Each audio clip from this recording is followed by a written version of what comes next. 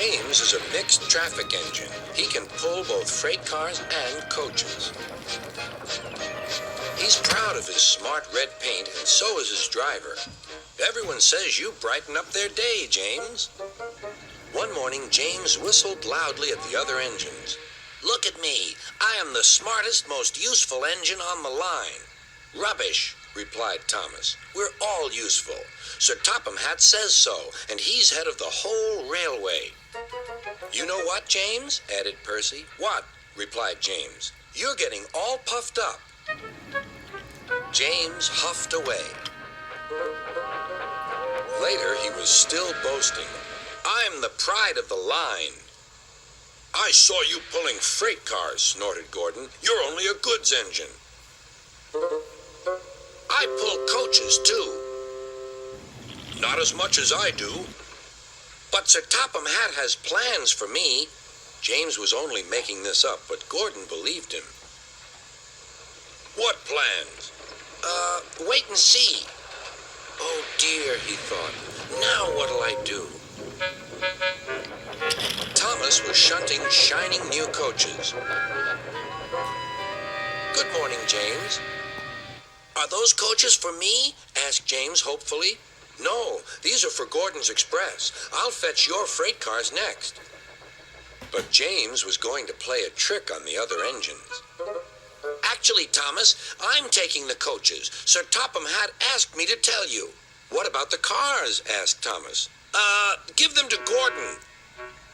"Come on, Thomas," said his driver. "Orders are orders." So when James's driver returned, James was coupled to the coaches and he puffed away.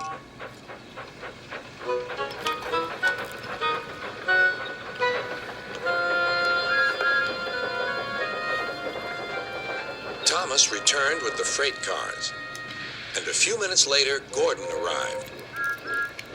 "Where's the express?" Thomas told him about James. "And so here are your cars." Gordon was very cross, and so was his driver. "Wait till Sir Topham Hatt hears about this." Meanwhile, James was enjoying himself enormously. "What a clever plan! What a clever plan!" he chuffed. Then he saw Sir Topham Hatt. "Some jokes are funny, but not this one, James. You have caused confusion." "Yes, sir," said James. "You will now stay in your shed until you are wanted." The other engines teased James. "I wonder who'll be pulling the express today," said Gordon. "I expect it'll be you," replied Henry. "James is stuck in the shed for being silly." James felt sad. Next morning, he went back to work. "Hello," whistled Thomas. "Good to see you out and about again."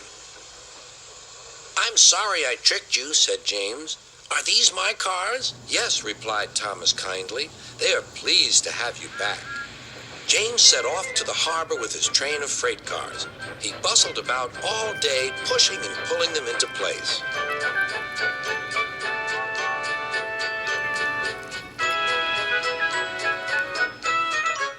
"Time to go home now, James," said his driver at last. "No cars or passengers, just we two." But his driver was wrong. "Excuse me," called a man. "I have a meeting with Sir Topham Hatt, and I mustn't be late. May I ride back with you?" "Of course," replied James's driver. Then he whispered to James, "This gentleman is a railway inspector." James was most impressed. He steamed along the line as smoothly and quickly as he could.